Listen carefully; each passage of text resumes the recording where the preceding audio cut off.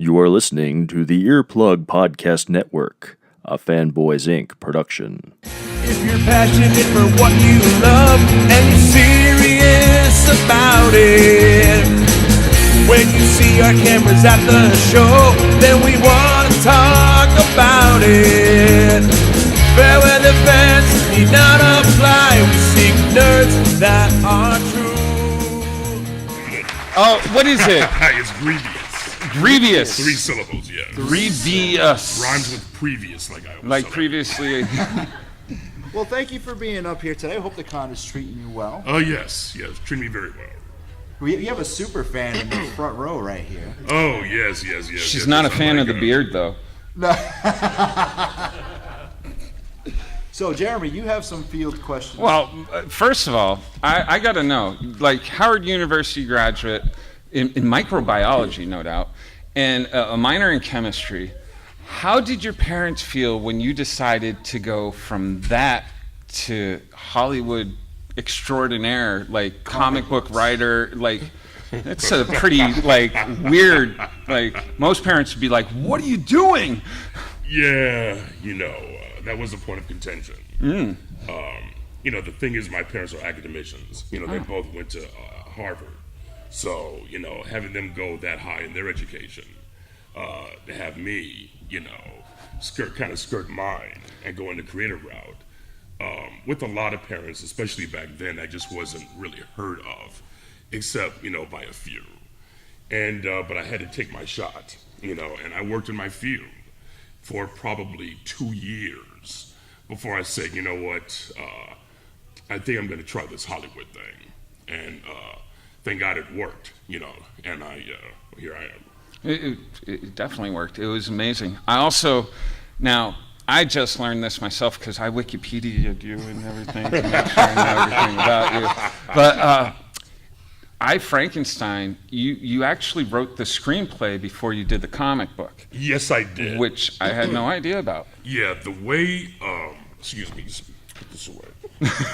For once, He's it's very not our professional. cell phones, it's our guests. Yeah. So the way I learned a lesson in, having done Underworld, because things can get taken away from you at all kinds of levels, and you lose various kinds of control at various stages.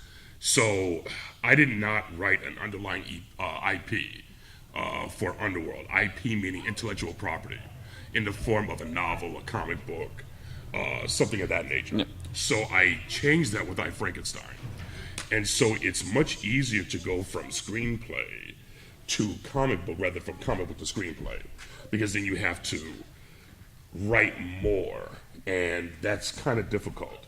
Writing less is better. So I went from the macro IP to the micro IP, wrote the screenplay, extrapolated what I need for the comic book, just enough to sell it. And that's what I did, and it worked like a charm, and so that's what I try to do from now on. I will never go out with a naked screenplay ever again. It will always have an underlying comic book IP with at least a treatment in artwork. So the idea I gave you downstairs, I did, and I told him I want no credit for this. The two of the smartest guys in Hollywood, both badasses. I'm telling you, it would work. Nah. What do you guys think? Kevin and Dolph Lundgren Buddy together, movie? two of the smartest guys in Hollywood, both badasses. That would be a comic book of unprecedented. Am I right or wrong? Right? I think nobody's with you on that one. Now, also I learned, which was really kind of interesting to me, the premise behind Underworld was about interracial relationships. Yes. And yes. I found that because at the time, now we're much further ahead with what's accepted and stuff, but at the time it wasn't so much. No, it really wasn't. And, of course, a lot of people dated interracially, but you still got the stares, Oh, yeah. And so to talk about that metaphorically, I use vampires, and werewolves as stand-ins. And it worked. And just use a Romeo and Juliet kind of template. Mm-hmm. And everyone got it, So that was fortunate. Fantastic stuff. Yes. How much fun was it to play that character? Very, very fun. I mean, anytime when you can play a character that you've written yourself, it doesn't get any better than that. it's amazing stuff. My favorite, you're like ripping these things out of your chest. I'm like, oh god.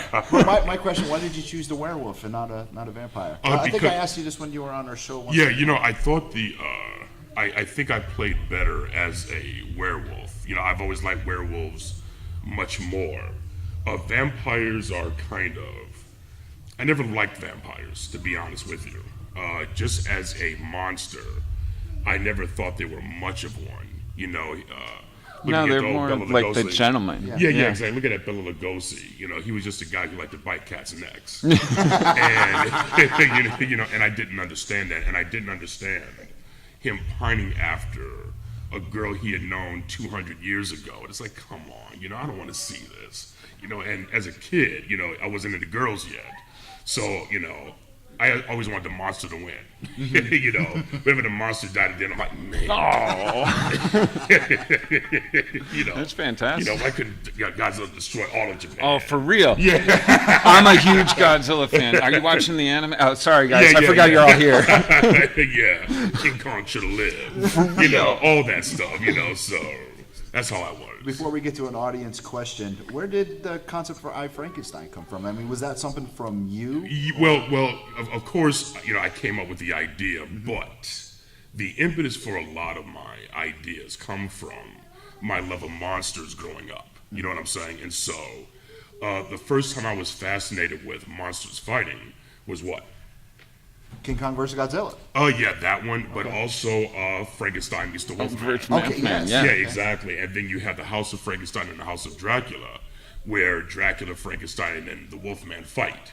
So my favorite monster, universal monster at the time, was probably the Mummy.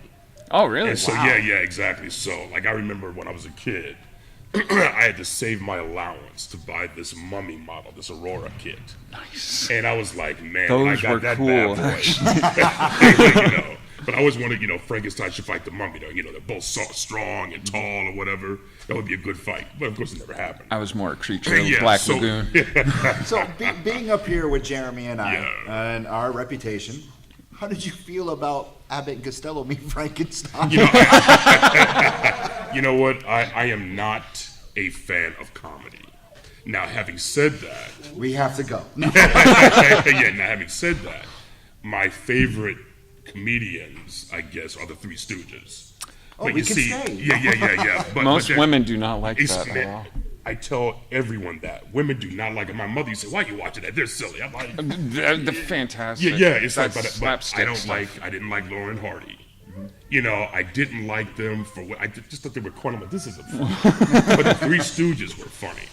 But, I digress. Abbott and Costello, they weren't funny either. And when they made fun of the monsters, I was like, you know what?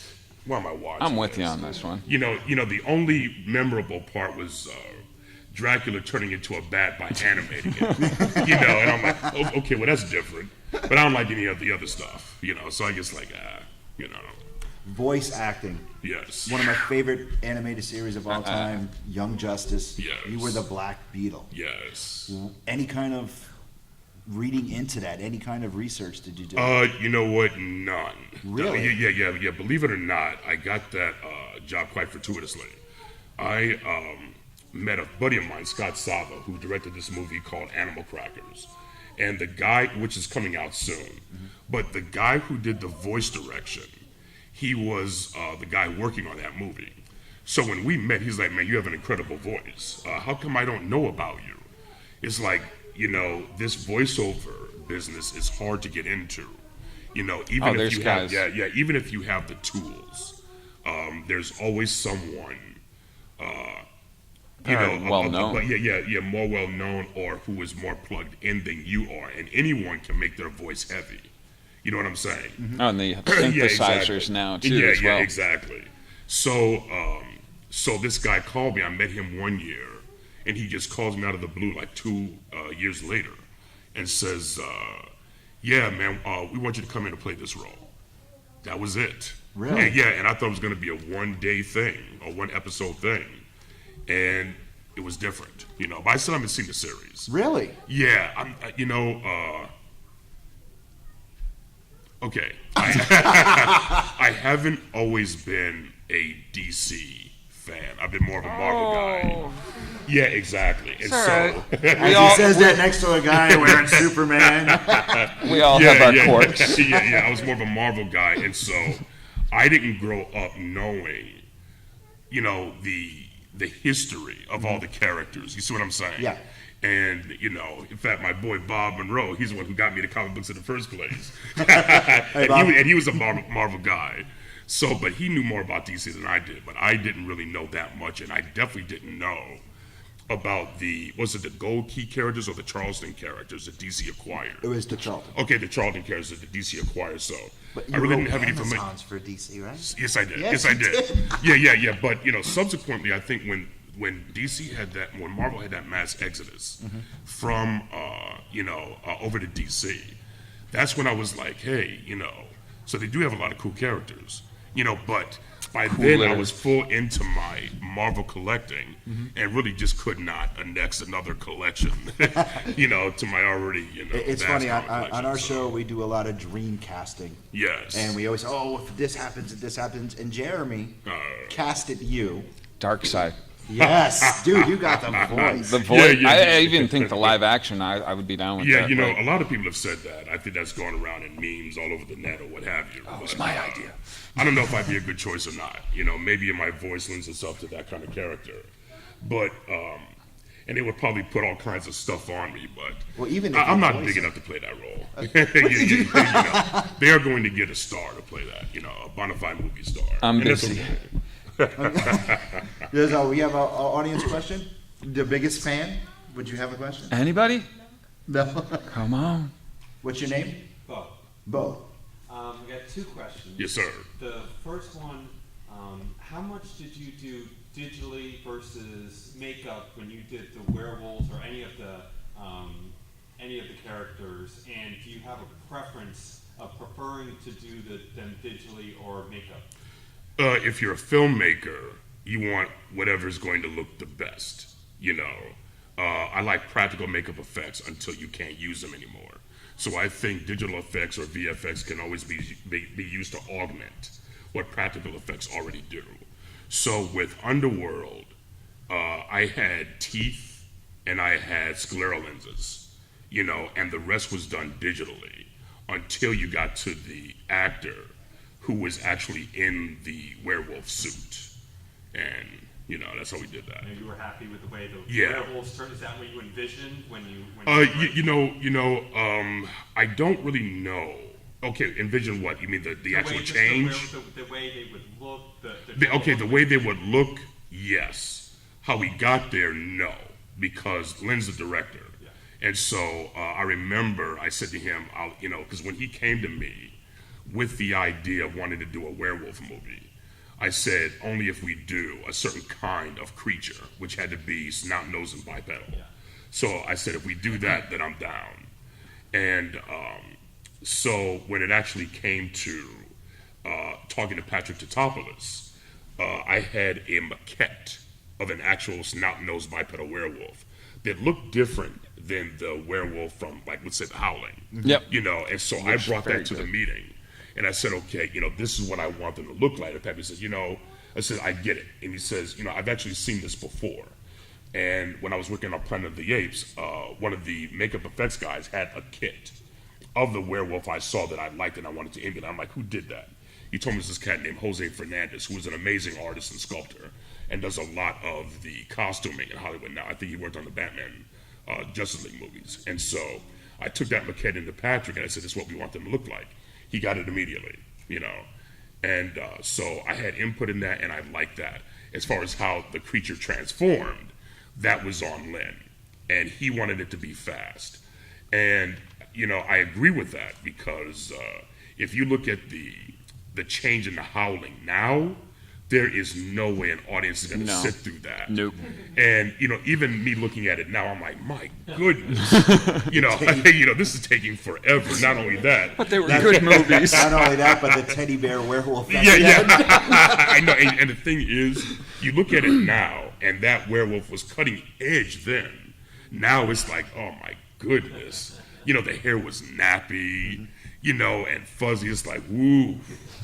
this is not good. But back then, hey, It was what we had. yeah, exactly, It was good. exactly. The second question was it through your relationship an idea to bring in Bill Nighy on I, Frankenstein from Underworld, or was that just coincidence and what you... Wait, no, that was Okay, actually you stole my question. that was actually the producers. I had nothing to do with it, you know.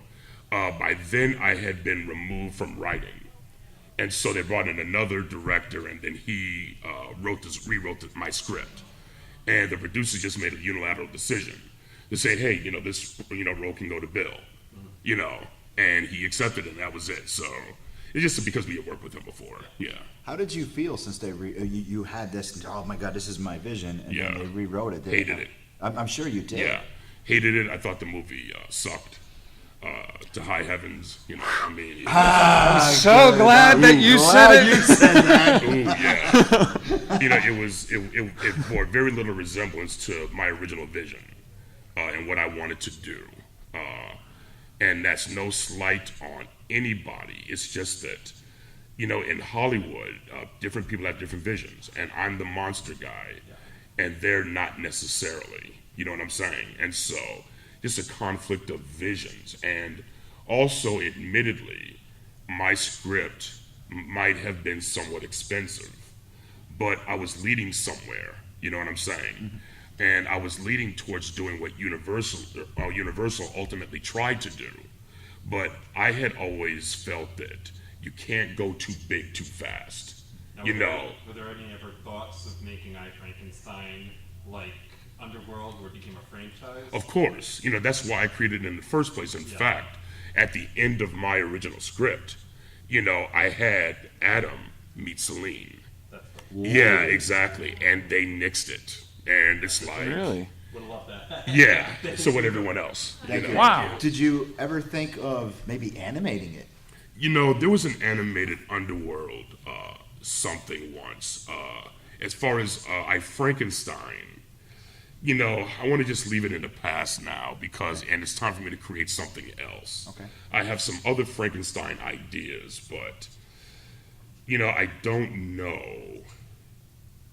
if I can get people to sign off on them. Okay. Because, you know, a lot of studios, they're not like genre folks. They don't understand this stuff. Like, still, studios and actresses and actors, they don't understand comic book movies. No. They don't understand the superhero movie. Tell us something we don't know. Yeah, they don't understand why these movies are so prodigious in terms of making all this money and why they resonate with audiences so much. They don't get it. They're trying to emulate it. And the Black Panther just, you know, upset the apple cart in terms of not only stereotypes racially, but also what these movies can actually do, bless you, and things like that. So, you know, there's this between, you know, creatives and suits that I don't think will ever subside.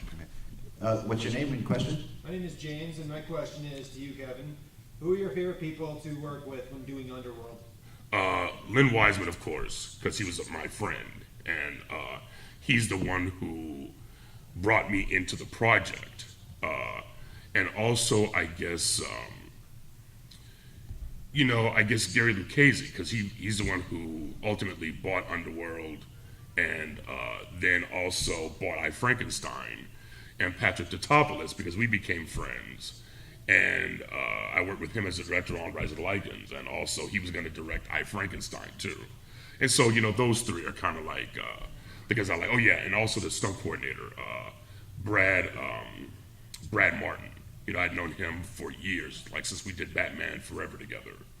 So that was, that was cool. Nice. Yes. Thanks for the question, man. Anyone else before we get on? Tim? We bring our fans with us. Yeah, we bring our fans with us everywhere. Tim Wiley. Tim Wiley. Long time fan. All right, thank you, sir. How much of your college education do you use when writing movies? Do you actually use? Well, I try to understand something. It's all comic book, fuzzy logic science anyway. You know what I'm saying? But what you do is you put enough real science into it to get the audience to freeze for a moment and suspend belief.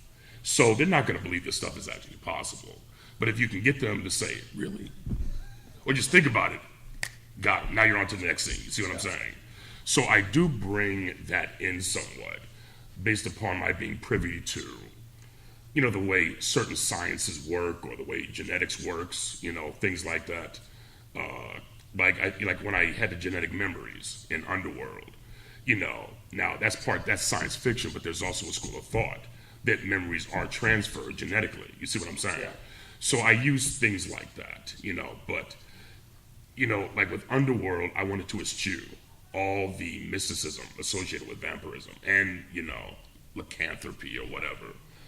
So that helped, but that was just a means to an end, so I didn't have to deal with the craziness of you just magic. Shattered my entire life. But if you think about it, you probably don't like that mysticism either. I mean, the fact that you can see a vampire, but you can't see it in a mirror.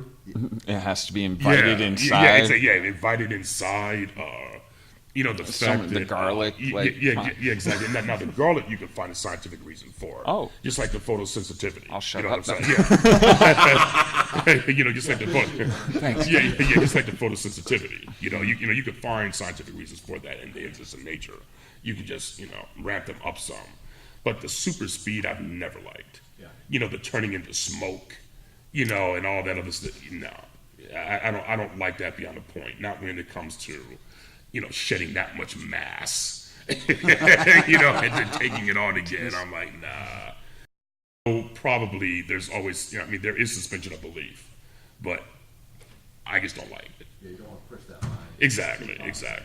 Thank you. Welcome. Hi, what's your name? Hi, my name is Dan Gray. How you doing? Very good. Kind of a question for you. Coming from an academic background, your parents graduated from the Crimson. Yeah. Obviously, I assume they're full preparation age. Yeah. Kind of an interesting question. So, when you're dealing with intellectual property issues, because in the academic world, like academic integrity and studying your sources and whatnot, having to deal with the lawyers and intellectual property issues. So, how do you find yourself dealing with that? You're dealing with the whole business of the business, of them altering and changing ideas, violating their copyright, just that sort of thing. Yeah. You don't like it, but like one of the questions that I'm always asked, can we use, Frankenstein? It's public domain. There are certain aspects of it that aren't, like the bolts, on the neck. I think you can even use a flat top. The coloring, I think, is a matter of choice or whatever. But, and then there are a myriad of people who think they come up with an idea that you did. But this stuff is in the ether, and people have been thinking about this for decades, and not everyone has access to something you have in your head, or maybe that you even put out as a comic book years ago that had a limited release. No one has access to that. And so, like, I remember we were told once that, because, in the Underworld movies, we were sued by... Really? By White Wolf. And White Wolf said that we stole their idea. Well, no one had ever heard of White Wolf. It was an RPG game, that we found out later. And then, you start to find out that other people said that they came up with, the idea. And then it's like, so who came up with it? And it's like, no one owns the copyrights on these characters. So what are you doing? And it's just crazy, so, you do what you can to try to, stay away from other material unless they're history books. You just do your own thing, and those things tend to take care of themselves. And the question you don't mind me asking. Yeah. Which was your favorite library on Harvard? Conway, QC, Lamont? I don't remember much because my parents went there, and I was a kid, so what I remember about Boston was they used to go to the Coop. Yeah. They used to go to the Coop all the time. I remember being on campus graduation. And I remember from Boston, Channel 56. And that's the name of my production company. Yeah. Yes. Anytime, sir. Anytime. So before we get to somebody else on the floor, one of our questions that Jeremy and I always ask celebrities is, what do you collect? Do you collect? I mean, you come to Comic-Con. Yeah, you're a geek that's living the dream. Well, here's the thing. I started collecting at such an early age that I pretty much got everything that I wanted. Nice. Yeah, and I got it at a price that was affordable. You know what I'm saying? Mm-hmm. Like, I remember buying Silver Surfer #1 in mint condition for $5. Yep. Wow. You know, and at a place called what was it, Bob? Brian's Bookshelf. Yeah, Brian's Bookshelf on, was it Raritan Avenue? Or was that what? Or it was in Highland Park. Yeah, and you know, there was this other mail order place we used to get stuff from called Egg Cobb, and I would get I finished a lot of my collection there. I got Silver Surfer 4, which was a rare book at the time. I forgot he was a Marvel Yeah. guy. You know, $2. You know, so now there's no ridiculous. need for me. Yeah. So now there's no need for me to collect anything. However, the action figures have gotten so good now. Yes. That I buy a lot of action figures. I don't go crazy like I did maybe in the 90s. I found a box of my old action figures, and the sculpts are horrible in comparison to what they're doing right now. You know, and I have my, little pet peeves. Like, I think if a figure is too articulate, then it loses its, morphology, human morphology, and I just don't like that, I also collect, I went back and started collecting 1968 Hot Wheels. The No, red lines. really? The red lines. Red yes, lines. Yes. Red lines, for you that don't know, are on the wheels themselves. They had red lines going around. The wheels kind of like a white wall. Yes, But it was a red exactly. line. Yeah, but only the red lines from 68 to 72. Because I think in 73 they started to bring in more colors. Mm-hmm. And the concept of the cars began to be poor, very poor, And so it's only, a certain type of car, during a certain period that I'll collect. So it's definitely Hot Wheels over Matchbox? Oh, definitely. In fact, yeah. That's like asking Transformers over Cobots. Yeah. Now, I remember Johnny Lightning. Johnny Lightning. Yes. Now, the original Johnny Lightnings, the first 2 years, they were good. But after that, didn't like them. Yeah, because Johnny Lightning had the Hollywood cars, didn't they? No. Okay, now I don't know what you mean by Hollywood cars. I know Hot Wheel had the California concept cars. Hollywood cars meaning Bandit. Okay, Yeah. Yeah. The Black Beauty. The Black things Beauty, like that. they had the Monkeys Mobile. Yeah. Now, but they did not have the Batmobile. No, that was Corgi had the Batmobile. Corgi or Entrol, I think. Yeah, did I say that right? Entrol? E-T-R-E-L?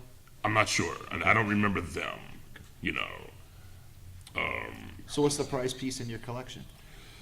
Ooh. If you came home and it was gone. Well, the thing is, and this might make some collectors cringe. One of the keys to finishing a collection is not to be too persnickety when it comes to condition. Yep.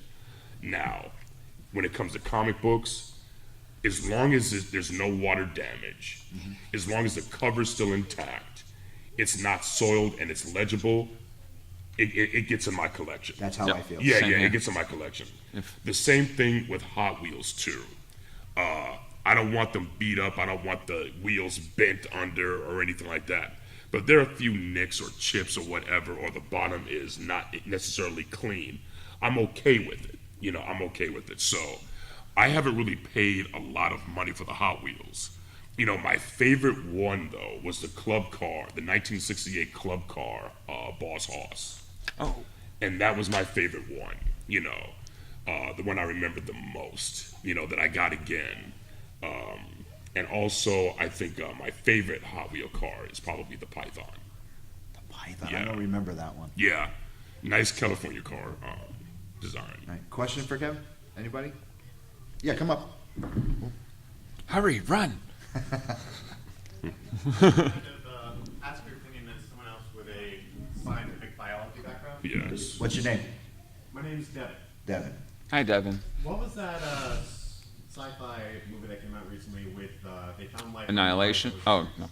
They Life on found Mars. This kind of flatworm-looking thing. That's Yeah. It was called Life Form or Life. It was called Yeah, it Life. was just called Life. Yeah.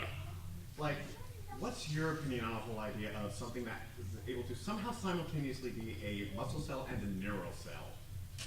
I don't. Okay. Okay. Now, for me, once you start getting into cellular differentiation, it depends, because I think now we're not talking real life here, because like there are a lot of things that you might be able to stimulate the body to be able to do, like how you grow stem cells, things like that, or how they. I think I read one article where they tried to. I bet you guys didn't think you were going to learn stuff. yeah. I don't want to say turn cuboidal cells into something else, but they were trying to use them to try remove the nucleus, add the nucleus of another type of cell, and hopefully the organelles will kickstart it into developing with the cell from the receptor cell, from the origin cell, something like that. So is it possible to do something like that? I with how many of the organelles have to subdivide during the mitosis process. So. Okay, that I wouldn't know because of what stage. Okay, it depends on what stage of mitosis. Also a good point. Are you talking interphage? Are you talking? I mean. You know what I'm saying? It's like, yeah. So I'm glad you two know. Yeah.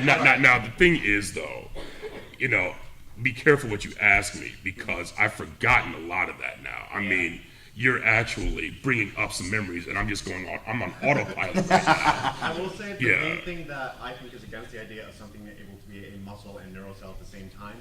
Is the way that memories and other functions work is you have to have a static structure that is able to make a signal that it then has to translate as meaning something. So if that system starts being able to fluctuate too much, then the static signals aren't static anymore and they can't do the same thing each time. Right, but that also depends on how you tweak the DNA so that I don't know if you're going to change the sequencing of the base pairs in order to produce maybe a different kind of neurotransmitter to kickstart what you're talking about. Maybe. I don't know. Yeah, see, you see, that's the thing. Now, all this is fun to talk about, but it doesn't really have to make sense. I mean, what you do is you get a molecular biologist or a geneticist on set, and they'll just say, look, just say this. And, everyone will say, hey, look, that works. As long as you don't say you're trying to replace guanine with, I don't know, MSG. Yeah, exactly. I mean, some of it is, is really interesting, but, the way, obviously you're learned, but the way they publish papers, you don't have to be right. You just have to bring up a possibility, and you can write a whole paper on it, and it can gain ascendancy in the scientific community. Sometimes it's more hypothesis than results. Exactly, and that's just the way it is, Excuse me, the two girls right there are laughing. Are you guys okay? Do you have a question? Are you sure? Are you twins? Yeah. No. Do you want to come up here and say something? Way to make them feel awkward.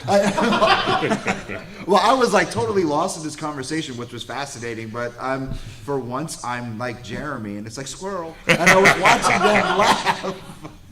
Yeah. Are you guys scientists too? Really? Okay. Yeah. So you understood what we were talking about then? Yeah. Now, how wrong were we? Well, a little bit. Yeah. Say it again. A little bit wrong. A little bit wrong. Yeah. Exactly. Yeah. How right were we? Wait, come up here. Come up here. No. Well, we want to know your name. Exactly. Thank you. What's a pleasure. Oh yeah. Thank you. I was not. First, what's your name? Anne. Nice to meet you. Nice Robin shirt. Okay. She's a DC fan, just in case you didn't know. Well, she's with Batman. Oh, yeah. I wasn't right about the fact that that when we publish papers, we are just telling a story. I mean, we have to provide real data about what we are talking about. It's not like a story. True. If we don't provide enough data, our work is not published. Like that. Yeah, but I do know that a lot of times that you're, in the academic setting, that you're under pressure to produce data and to publish papers, and that's what I was talking about more. Not that you're making stuff up, No, but that's true that happens. yeah, exactly, yeah. But it was good for conversation though. And it totally blew my mind. You should have just stood up and been like, liars! Hey, anybody else have any questions before How we do you go? like our science though? You like our science though, right? Yeah. Okay, good. Boy, our audience on the Earplug Podcast Network is going to be like, what the heck am I listening to? All right, what's your name? Matt. Matt. Nice to meet you. This is Kevin. That's Jeremy. Monster that Yeah. out of all the big famous like Creature from Black Lagoon, The Mummy, all of them, if you had to create your own movie monster, what would it be like? That's too tough, because Plus, you'll steal it. Yeah. I mean, I only ask because like I'm a huge fan of like Marvel comics and general Should have started with DC. other sci-fi kind of things that might not be able to be realistic in the real world. But I don't think you worry about that when you're creating though. You know And what I'm that's saying? just it. Yeah. Like that's the best part of creating your own concept. Yeah. Like superhero or movie monster. Yeah. I think the problem can be when you're creating your own is what's it going to look like? Because I think morphology when it comes to these things is important. Now, I'll tell you this. I did not like the creatures in Pitch Black. I couldn't get my head around them. I'm like, man, what is that? I'm with you on that. But the same guy who created it, Patrick Tatopoulos, he created the jawline, which is his signature physical aspect in Godzilla, in Underworld, and there's some other things he had done, and I'm like, that is a cool thing. But only a designer thinks like that, you know what I'm saying? So since I'm not a designer, I don't know what would look cool until I see it, but I couldn't design it, you know what I'm saying? Yeah. Even when it comes to designing a superhero, I can experiment with line work since I used to draw, but I suck. So, yeah. So it's like, that's hard. That's hard for me to really answer that correctly. So I guess then my other question would be, what of all of the big major movie monsters, superpowers, would you say are your favorite? If you're talking about movie monsters, Like Frankenstein's super strength. Okay, well, I've always been a big super strength guy. I like super strength. I like size. Like my favorite monster movie is probably The Thing from Another World, 1951. Nice. Yeah. Wow. That one I really like. And for years, even after I became an adult, when I would see that scene where, Kinatobi opened the door and the thing was right there and smashed the door frame, I jumped. I was like, oh my goodness. But so I like that. King Kong was always a favorite, but my problem with the subsequent King Kongs is that and I hope this doesn't sound stupid, I don't think he is just a species of giant gorilla. He's different. He's kind of like a mutation of some sort. So he shouldn't be a giant silverback. You know what I'm saying? Or a giant lowland. Yeah, exactly. What was the impetus that made them veer off, in terms of microevolution? I don't know. But I just think he should look more monstrous,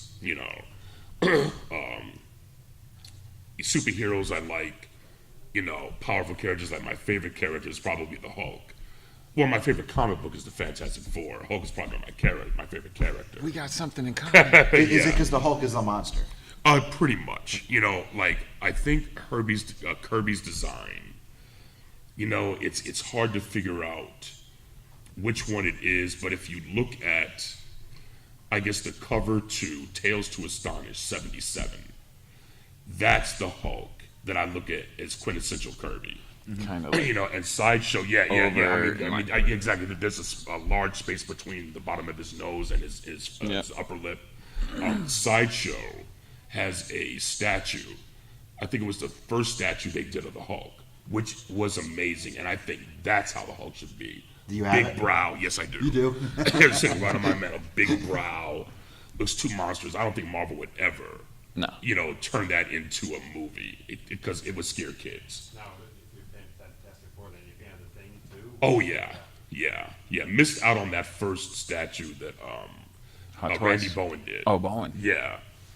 Dang. All right, who would win, Thing or the Hulk? Oh, the Hulk. He keeps getting more powerful as he gets angrier. I had to ask. Any other questions for Kevin? Oh, here we go. I got one while we're waiting for her. Yeah, You've worked in comics, movies, voiceover. Yeah. What's your favorite thing to do? You know what? For sheer fun and pleasure, it's comics. Awesome. Yeah. We're not worthy. Yeah. Hi. Hi, How are you? Kayla. How are you? And I heard like you talked about a lot of like monsters that tend to be like creatures and stuff, but would you consider humans to be monsters too? Yeah, but now you're getting into the human condition and the reptilian mind and all that other stuff. Well, I was asking because my favorite monster, I guess, would be Hannibal Lecter. Oh. So that's Yeah. But sometimes that's just a different level of being a jerk. You know what I'm saying? How are the fava beans? Yeah, and We're not laughing at you. Yeah, you're not laughing at you. Yeah. laughing with. Yeah, exactly. That's what they tell me all the time too. Don't believe. No. Thank you. Thank what, you. What movie scared you? Ooh, you know what? I mean, everybody has a movie that's scared. And I'll man up. I'll tell you what Actually, scared me, mine but you isn't guys a go movie. Mine was that Tootie episode where she was having the Here we nightmare go from the again. No, facts of that's- life. That messed me up as a kid. I'm telling you. What movie? Yeah, what scared you?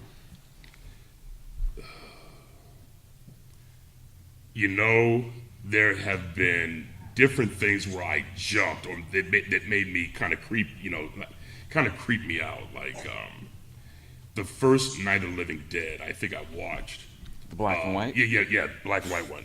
When I had my stepdaughter watch that recently, and she wouldn't go in the basement. Yeah, She's 15. yeah, it was, it might have been, that, and it's not like, oh no, you know what it was? The first time I was afraid was when I saw the War of the Colossal Beast. Wow. And The Gargantuans? No, War of the Colossal Beast. Okay. That was a movie that actually, if you go back and look at it now, you will look at the origin of the Amazing Colossal Man. This was the sequel. Mm-hmm.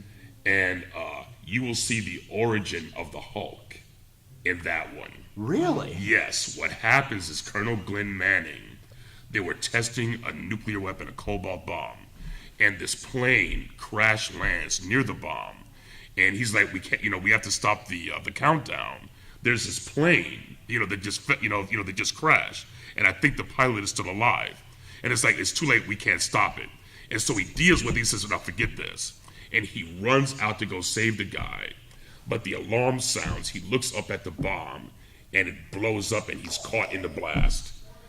And then he wakes up, and he, is covered in bandages, but then he heals and discovers that he's growing. But anyway, with the War of the Colossal Beast, the sequel, he was supposed to have died at the end of the Amazing Colossal Man, but it scarred his, half of his face, so it was like a skull. And I could see the Colossal Man, like, in my grandmother's house, coming down the stairs, regular size though, but just staring at me. I'm like, oh my goodness, that was crazy. And it's silly now that you look at it. But, and I remember my mother told me, yeah, that's it. That's the image. That's the image. Thank you, Tim. Yeah. So what did your mom say? No, my mother used to say, I would wake up in the middle of the night and say, there's a lady in my room. But what I remember seeing was, I don't know if you're probably old enough. Thank you. What the hell? Yes, he is. And I did read up on this because I looked it up. A long time ago, there was for a Jolly Green Giant products. Exactly. They had the actual Jolly Green Giant. And the face that they had for the Jolly Green Giant was creepy. Scary. They were creepy back in the day. And I looked it up online, and they said they had to discontinue it because a lot of kids were afraid of it. But that's what I saw. Oh, see, huh? Yeah, and I'm like, I God, remember you guys seeing are older it. than me. Yeah, I remember seeing the face in my closet, and it had a sheet around his body. But I just saw the head, and it's just looking at me. I'm like, oh, I'm getting out of here. Yeah, and so I couldn't watch it. All right, any final questions for Kim? Oh, here we go. Finally. Super fan. I wish we had some mood music for this.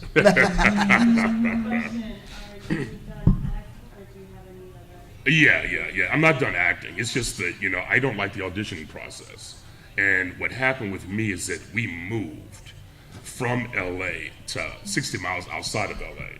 So when my acting career started to do something, I'm not going all the way in for one line if I'm not sure I'm going to get it. 12-hour ride. Yeah, and it's like an hour ride, and through traffic it's 2 hours. I'm like, nah, I'm not coming. Either you give me the role or not.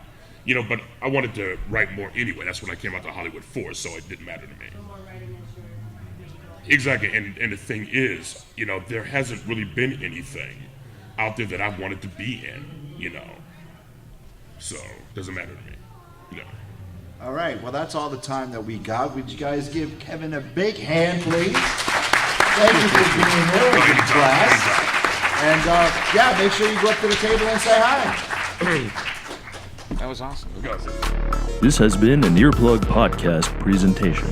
Found on earplugpodcast.com, iTunes, SoundCloud, and wherever your favorite podcasts are found.